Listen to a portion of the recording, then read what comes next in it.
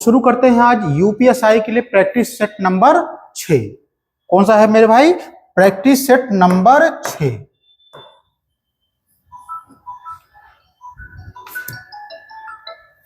ठीक है, यूपीएसआई का प्रैक्टिस सेट नंबर 6 हम शुरू करते हैं। चलो, इसमें सारे बढ़िया बढ़िया क्वेश्चन हैं। एक चीज याद रखो दोस्तों, यह पे आपका जो एग्जाम आने वाला है 14-15 मार्च को यूपीएसआई का है, इसके बाद आरआरबी एनटीपीसी का है, हो सकता है यूपी कांस्टेबल का भी आपका एग्जाम डेटा है। तो आप लोग सीरियस होकर के जुड़ जाइए पढ़ने में और एग्जाम को आप क्रैक करिए। तो हमारे साथ आप जो बने रहिए, इसमें बहुत इंपॉर्टेंट क्वेश्चन आपको मैं प्रैक्टिस सेट करवा रहा हूं। तो आप हमारे इस चैनल को दूसरे बच्चों को भी शेयर कर दो, जिससे वो भी इसका लाभ उठा सके। ठीक है, तो चलो पहला क्वेश्चन देखते हैं मेरे भाई। पहला क्वेश्चन देखिए क्या है। हेलो, हाँ बस आ रहा हूं, क्या हुआ? ठीक।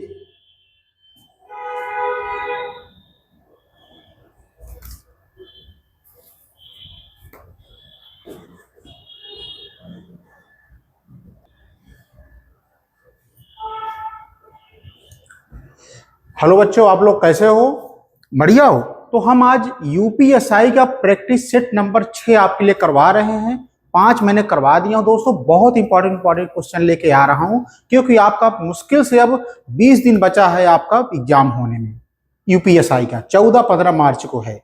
तो आप लोग बढ़िया मेहनत करके जुड़ जाइए, चीजों को समझिए, कौन कौन सा इंपॉर्टेंट है, इस समय हमें क्या पढ़ना है, क्या नहीं पढ़ना है, क्या नहीं पढ़ना है, जिससे आपको अंदर ठोस मजबूती मिल जाए, जिससे आप एग्जाम क्वालिफाई हो जाओ। ठीक है दोस्तों, तो देखो पहला क्वेश्चन क्या है। सरल करो 177 माइनस 444 भागे 111 गुणे 7 प्लस 51। ठीक है, तो इसको कैसे सॉल्व करना है बच्चों? ये सिंप्लीफिकेशन का क्वेश्चन है। तो सबसे पहले इसमें नियम होता है, सबसे पहले भाग करना पड़ता है। तो सबसे पहले क्या करोगे मेरे भाई? भाग करोगे। उसके बाद आपको गुणा करना पड़ता है, उसके बाद जोड़ना पड़ता है, उसके बाद आप घटाना पड़ता है। ये नियम का फॉलो करना पड़ता है। जो बच्चे कंसेप्ट नहीं क्लियर है वो समझ लें चीजों को। क्या क्या पहले सॉल्व करना पड़ता है। सबसे पहले भाग करना पड़ता है, उसके बाद गुणा करना पड़ता है, उसके बाद जोड़ना पड़ता है, उसके बाद आपको घटाना पड़ता है। तो मेरे भाई इसमें देखो 177 माइनस 444 भागे 111 गुणे 7 प्लस 51। तो भाग वाला क्या है? ए पोर्शन है कि नहीं? तो 111 में 444 से भाग दोगे तो कितना आ जाएगा? 4 बार जाएगा। ठीक है, 444 में 111 से भाग दोगे कितनी बार जाएगा? 4 बार जाएगा। ठीक है, अब जब गुणा करोगे तो 7 चौक 28। ठीक है, यहां पे क्या बचा है? माइनस 117 और प्लस 51। ठीक है, अब क्या करोगे? अब जोड़ोगे या सीधा घटा दो। तो 177 में मेरे भाई 28 घटाओगे, 17 में 60 गए 9, 6 में 2 गए 4, 1। यहां बचा 149 प्लस 51।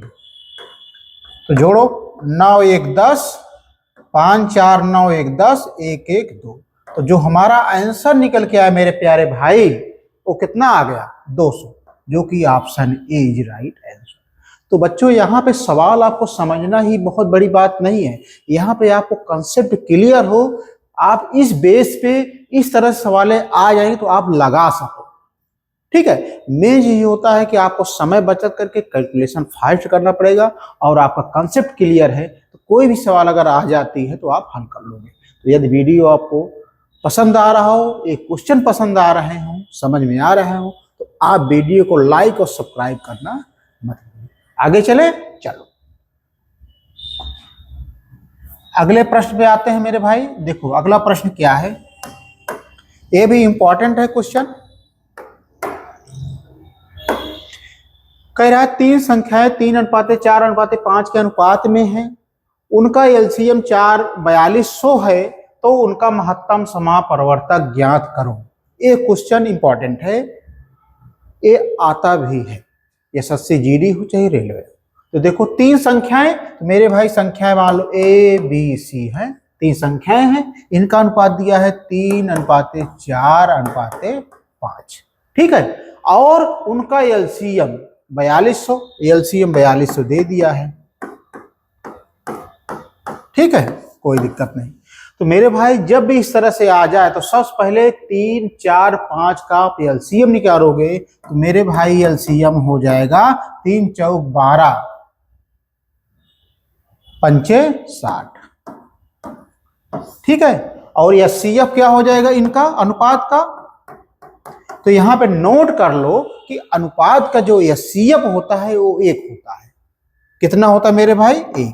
अब देखो एलसीएम की तुलना एलसीएम से करो, एचसीएफ की तुलना एचसीएफ से करो। मेरे कहने का मतलब ये है एलसीएम 600 आया है, सॉरी 60 आया है, और एक एलसीएम 420 है, इसका तुलना करो। इसका मतलब क्या है? 60 का तुलना करना है 4200 से, तो कितने गुना है मेरे भाई? 0 0 कट गया, 6 7 42, यानी 70 गुना है। हमने एलसीएम से एलसीएम कंपेयर कर दिया, तो एचसीएफ का कंपेयर करो, तो यहाँ पे ए का यहाँ पे कितने गुना है मेरे भाई? 70 गुना। तो गुणे 70 से गुणा कर दो, तो 70 × 70। तो जो हमारा मान निकल के आया इन अनुपात के संख्याओं का एचसीएफ होगा, वो क्या होगा? 70। ठीक है, जब हमने इसका एलसीएम निकाला 60, तो एलसीएम को एलसीएम से तुलना कर दिया, यानी 60 का तुलना 4200 से किया, तो कितना गुना है? 70 गुना। तो एचसीएफ कितना होगा? 1 × 70, 70 × 70। ठीक है, चलो आगे बढ़ते हैं हम अगले प्रश्न पे।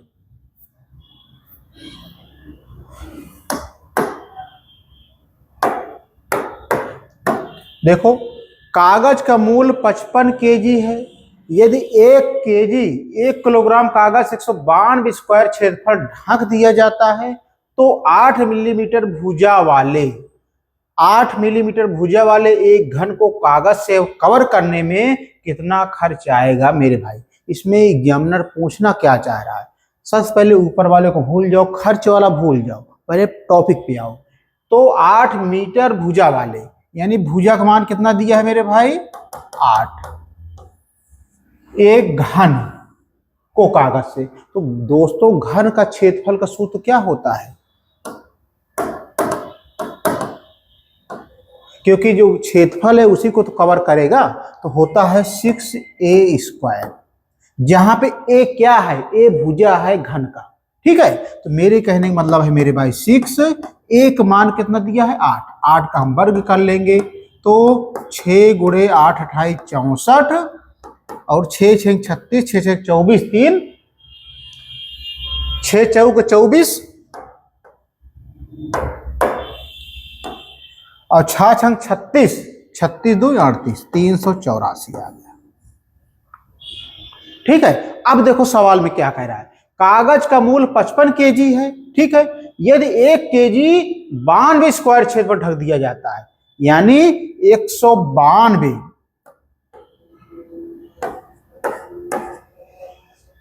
एक 55 केजी दाम है। ठीक है, तो 384 का क्या होगा? तो मेरे भाई ये कितने गुना है? 2 गुना है। 192 में 2 से भाग दोगे, सॉरी 384 भाग दोगे तो 2 आएगा। जब ए 2 गुना है तो ए कितने गुना हो जाएगा मेरे भाई?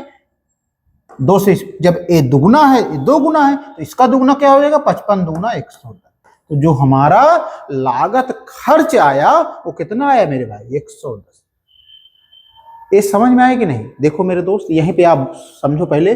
कागज का मूल 55 केजी है। ठीक है, यदि 1 किलोग्राम कागज का मूल 192 स्क्वायर क्षेत्रफल को ढक जाता है, तो 1 किलोग्राम यानी 192 का दाम 192 55 केजी के बराबर है, तो 384 किसके बराबर होगा? तो ये कितने गुना है मेरे भाई? 2 गुना है। तो इसका 55 का दूना क्या हो जाएगा? 110 कर जाएगा।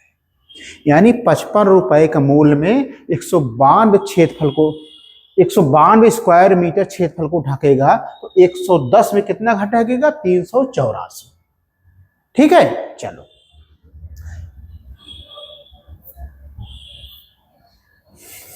एक क्वेश्चन देखो मेरे भाई। एक क्वेश्चन बहुत इंपॉर्टेंट है, आप लोग इसको कैसे लगाओगे ध्यान से देखना। ये क्वेश्चन बहुत पूछे जाते हैं। 7 संख्याओं के समुच्चय का माध्य 81 है। ठीक है, यदि किसी एक संख्या को हटाया जाता है तो शेष संख्याओं का माध्य 78 हो जाता है। तो हटाई गई संख्या का मान ज्ञात करो। बच्चों, आप एग्जामिनर के यानी सवाल के थ्रू आप चलोगे तो सवाल को हल कर लोगे। अगर उस कहीं भी इधर उधर भटकोगे सवाल को सॉल्व नहीं करना। मैं देखो सरल करा रहा हूं। 7 संख्याओं का समुच्चय माध्य 81 है। तो 7 संख्याएं 1 2 3 4 डॉट डॉट 6 7, इनका माध्य कितना है मेरे भाई? 81। 81 हो गया, 81 हो गया, डॉट डॉट 81 81 81। ठीक है, इनका माध्य 81 है। यदि किसी एक संख्या को हटाया जाता है, इस संख्या को आप हटा दो, ठीक है, तो शेष संख्याओं का माध्य 78 हो जा रहा है। यानी जो संख्याएं अब बच रही है मेरे भाई, इनका माध्य 78 हो जा रहा है सभी संख्याओं का। ठीक है, तो मेरे भाई इनका डिफरेंस कितना आया, यानी कितना घट रही हैं? 3। कितने संख्याएं हैं टोटल? अब 1 2 3 4 5 6 संख्याएं, यानी 6 गुणे 3 6 3 18। अब पूछ क्या रहा है? तो हटाई गई संख्या का मान ज्ञात करो। तो मेरे दोस्तों, लास्ट में एक संख्या है, 7वीं संख्या हटाई गई थी, इसका माध्य कितना है मेरे भाई? 81 है। और कितना निकल के आया है? 18। इसको जोड़ लो आप, 8 1 9 8 1 9। तो हमारा आंसर जो निकल के आया मेरे दोस्त 99 आया। Option D is right answer. Option D is right answer. ठीक है, चलो अगले प्रश्न पे आओ। देखो, यह भी बहुत इंपॉर्टेंट क्वेश्चन है मेरे भाई। इसको सॉल्व कैसे करोगे आप लोग, ध्यान से देखना मेरे दोस्त। एक छात्र ने 5/4 के बजाय 4/5 से किसी एक संख्या का गुणा किया, तो गणना में प्रतिशत त्रुटि क्या होगी? आप ध्यान से देखना, हम सवाल के लैंग्वेज के अकॉर्डिंग ही आपको समझा रहे हैं। एक छात्र ने 5/4 के बजाय 4/5 से एक संख्या का गुणा किया। इसका पहले 5/4 के बजाय कितना किया है? 4/5। इसका मैंने अनुपात निकाल लिया। ठीक है, तो इसका लासा क्या हो जाएगा? 5। सीधा इसमें गुणा करो, 5 25 4 4 16। तो मेरे भाई 25 16 का डिफरेंस क्या आ गया? 9 आ गया। कितना आ गया मेरे भाई? 9। और किस पे आया है? 25 पे। तो 100 पे कितना आएगा? प्रतिशत त्रुटि पूछ रहा है, तो 100 पे कितना आएगा मेरे भाई? 25 चौका 100, 4 9 36%। ये हमारा आंसर आ जाएगा। Option A is right answer. ठीक है, दोनों संख्याएं हैं, मैंने दोनों का अनुपात निकाल लिया, आ गया 25:16। उनका डिफरेंस आया 9। ये किस पे लाया हूं मैंने? 25 पे। तो गुणे 100 पे कितना आएगा? 25 चौका 100, काट दिया, ऊपर 9 गुणे 4 9 चौक 36 36%, यानी 36% गणना में त्रुटि हुई। ठीक है, चलो अगले प्रश्न में आते हैं हम।